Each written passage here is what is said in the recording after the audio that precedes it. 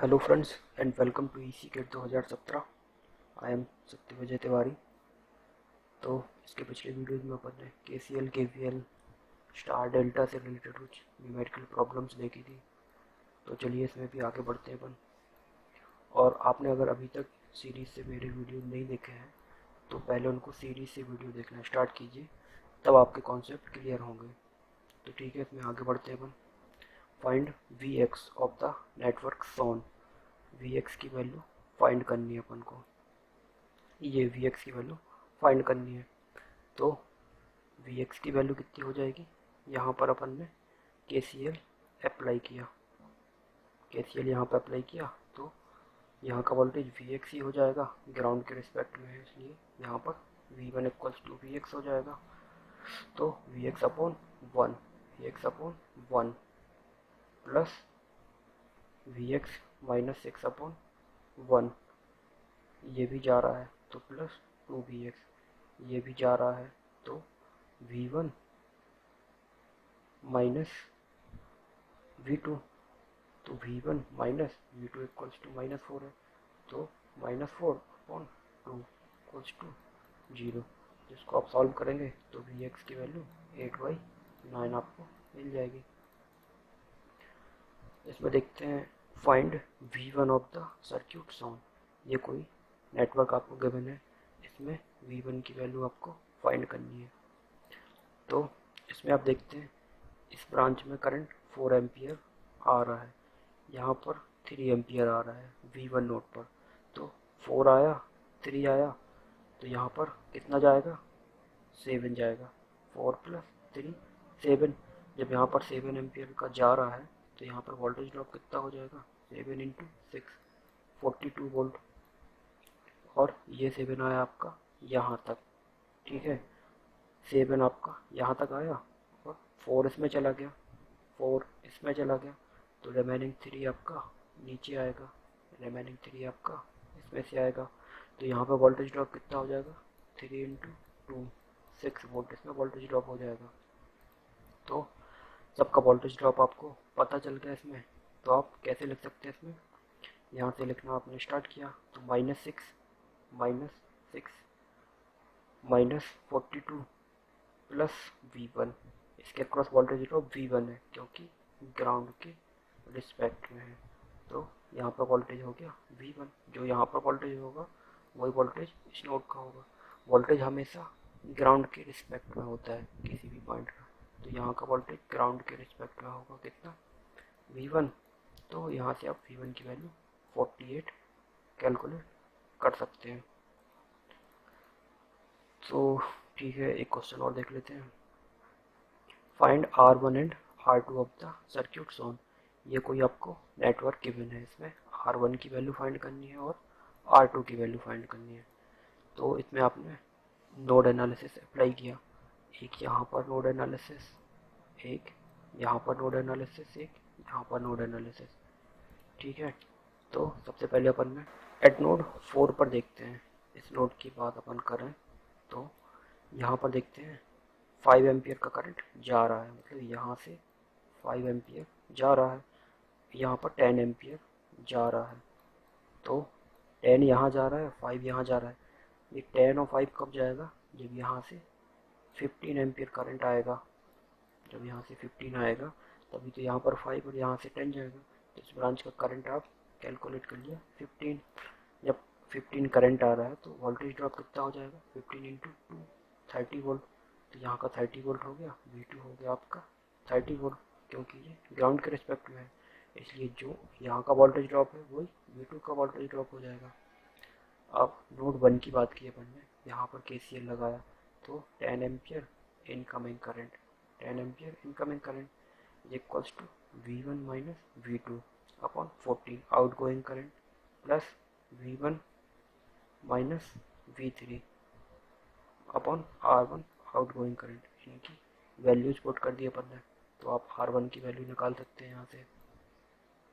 Node 3 की बात करें तो इसमें क्या हुआ, 5 ampere incoming current equals to V3 minus V2 upon R2 plus V3 minus V1 upon R1 outgoing current.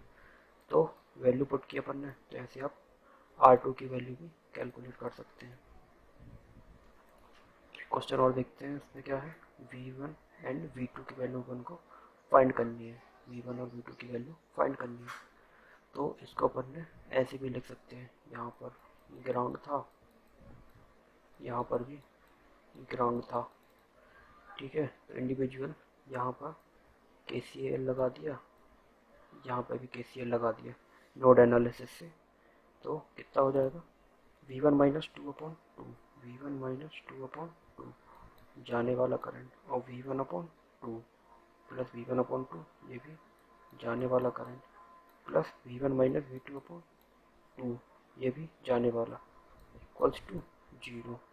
ऐसे ही V2 पे लगा दिया, तो V2 पे क्या हो गया, V2 माइनस V1 यहाँ पर ले लिया, ये जाने वाला करंट, V2/2 ये भी जाने वाला करंट, इक्वल्स टू आने वाला करंट, तो इक्वल्स टू 2। इन दो इक्वेशन से आप V1 और V2 की वैल्यू भी कैलकुलेट कर सकते हैं। इसमें देखते हैं, find V1 and V2 of the circuit shown. V1 और V2 की वैल्यू आपको फाइंड करनी है। देखिए इसमें क्या है, इसमें दो वोल्टेज है, नोड वोल्टेज V1 और V2, इनके वो बीच में एक वोल्टेज सोर्स है, इनके बीच में एक वोल्टेज सोर्स है, इसलिए आप डायरेक्ट इसमें नोड एनालिसिस नहीं लिख सकते। इसके लिए आपको क्या चाहिए, सुपर नोड, जैसे सुपर मैश अपन ने देखी थी वैसे इसमें सुपर नोड लगेगा। क्यों, क्योंकि दो वोल्टेज के बीच में एक वोल्टेज सोर्स है। इसमें क्या था, when ideal voltage source is connected between two non reference node it is possible to find solution by using super node technique। तो जब अपन नोड एनालिसिस लिख रहे थे, तो नोड एनालिसिस में अपन ने KCL यूज किया था और ओम्स लॉ यूज किया था, लेकिन जब अपन सुपर नोड लिखेंगे तब उसमें KVL, KCL और ओम्स लॉ तीनों का यूज होगा। तो अब इसमें देखते हैं कैसे लिखेंगे अपन सुपर नोड। सुपर नोड में क्या हो जाएगा आपका, 10 इनकमिंग करंट इस नोड पर, और इस नोड पर कॉमन अपन को KCL लिखना है, तो इस नोड पर 10 एम्पियर इनकमिंग करंट प्लस 5 इस पे इनकमिंग करंट, ठीक है, प्लस ये आउटगोइंग करंट, ये इनकमिंग करंट, ये आउटगोइंग करंट, और V2 से ये आउटगोइंग करंट, तो V1 अपॉन मतलब इनकमिंग हो गया 10 plus 5 incoming equals to outgoing V1/1 और V2/1। तो एक इक्वेशन आपकी V1 और V2 की ये हो गई। दूसरी इक्वेशन कैसे बनाएंगे, इसमें अपन KVL लगाएंगे। तो मैंने बताया था आपको KVL लिखने का टेक्निक। KVL कैसे लगाते हैं, यहाँ पे माइनस एज्यूम कर लेते हैं, यहाँ पर प्लस, ऐसे सर्किट में KVL का मैंने आपको बताया था, करंट की डायरेक्शन अपन ऐसे ले लेते हैं इसमें, तो माइनस V1 प्लस 2, और यहाँ पे अपन ने कैसे लिया था, मैं आपको ये पिछले वीडियोज में बता चुका हूँ, आप देख सकते हैं यहाँ पर V2 इक्वल्स टू 0, तो V1 माइनस V2 कितना हो जाएगा आपका 2 volt, V1 minus V2 equals to 2 volt. तो ऐसे भी कर सकते हैं, या आप सीधे सीधे याद रख सकते हैं, जिसके साइड प्लस साइन हो उसको रेफरेंस ले लेते हैं। प्लस साइन जा रहा है V1 के साइड, तो V1 minus V2 equals to 2 लिख सकते हैं आप। तो V1 और V2 के एक ये इक्वेशन हो गई, एक ये इक्वेशन, इनको सॉल्व करके आप V1 और V2 की वैल्यू फाइंड कर सकते हैं। ये क्वेश्चन क्या है, a practical DC source of 3 volt with internal resistance of 2 ohm is connected to a non-linear resistor. The characteristic of non-linear resistor is given by, ये वोल्टेज सोर्स है, ये एक नॉन लीनियर रजिस्टर से connect है, और non linear resistance की characteristic कितनी है, V N L equal non linear equals to INL का होल स्क्वायर। इसके अक्रॉस वोल्टेज ड्रॉप VNL है, ठीक है। इसमें अपन ने KVL लिखना स्टार्ट किया, तो KVL कितना हो जाएगा, -3, ऐसे स्टार्ट किया अपन, -3 प्लस 2 INL प्लस, अब इसके cross voltage drop VNL equals to 0, इसको इसको आप ऐसे भी लिख सकते हैं। अब वी एन एल की वैल्यू अपन को आई एन एल का स्क्वायर गिवन है, तो वी एन एल के जगह पे आई एन एल का स्क्वायर लिख दिया, तो ये बन गई आपकी सेकंड ऑर्डर की एक इक्वेशन। इसको सॉल्व करके आप आई एन एल की वैल्यू फाइंड कर सकते हैं। तो इसकी आएगी दो वैल्यू -3 और +1। तो करंट की वैल्यू हमेशा प्लस में लेंगे अपन, तो आई एन एल की वैल्यू हो जाएगी +1।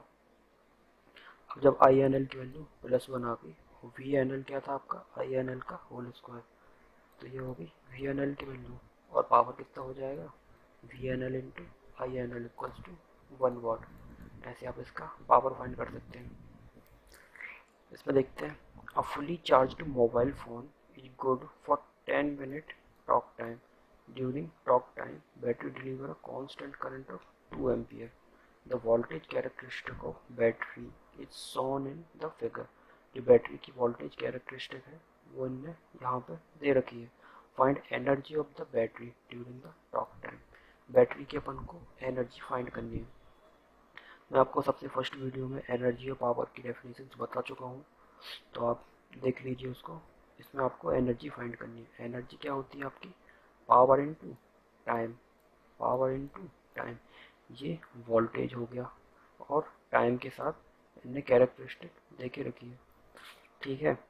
तो इसमें टोटल जो इसकी एनर्जी होगी, एनर्जी कितनी हो जाएगी पावर इनटू टाइम, और पावर कितना होता है वी इंटू आई। तो टोटल एनर्जी कितनी हो जाएगी V into I into T. तो ये होगी आपकी टोटल एनर्जी। तो इसकी बात करते हैं अपन, इसकी बात करते हैं एबीसी की। एबीसी की एनर्जी कितनी हो जाएगी 1/2। इसका टोटल अपन ने एरिया फाइंड कर लिया। इसका टोटल एरिया कितना हो जाएगा 1/2 into height into base. Base कितना 10 minute. 10 minute equals to 600 second, plus ये रेक्टेंगल में इसका एरिया फाइंड कर लिया 10 इंटू 600। तो v इंटू टी टोटल हो गया कितना 6600। v इंटू टी 6600, और i की वैल्यू आपको 2 एम्पियर गिवन है, तो 6600 इंटू 2, तो एनर्जी कितनी हो जाएगी 13.2 किलो जूल। ऐसे आप इसकी ये बल्ब से रिलेटेड कुछ क्वेश्चंस देख लेते हैं। इसमें मान के चलिए 40 वाट और 60 वाट के दो बल्ब सीरीज में कनेक्ट हैं, तो अब कौन सा बल्ब लाइटली ग्लो करेगा, कौन सा कम ग्लो करेगा। तो पावर क्या होता है I square into R one into क्या हो जाएगा I square into R two. अब आई के फॉर्म में इसलिए लिखा क्योंकि इसमें करंट सेम है, करंट अपन रेफरेंस ले सकते हैं। अब जैसे अगर इसमें R1 की वैल्यू ज़्यादा होगी तो V1 की वैल्यू भी ज़्यादा होगी। और इसमें हमने क्या देखा था व्हेन कनेक्टेड इन सीरीज, जो current in same, current same हो गया इनमें।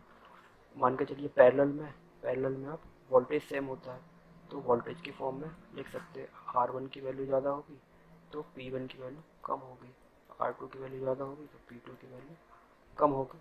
आपको सिर्फ ये याद नहीं रखना है, आपको सिंपल एक चीज़ याद रखिए कि when the bulbs are connected in series, जब बल्ब सीरीज में कनेक्ट हो तब low rating bulb give more brightness. जिसकी रेटिंग कम होगी 40 वाट है वो ज़्यादा लाइटली ग्लो करेगा।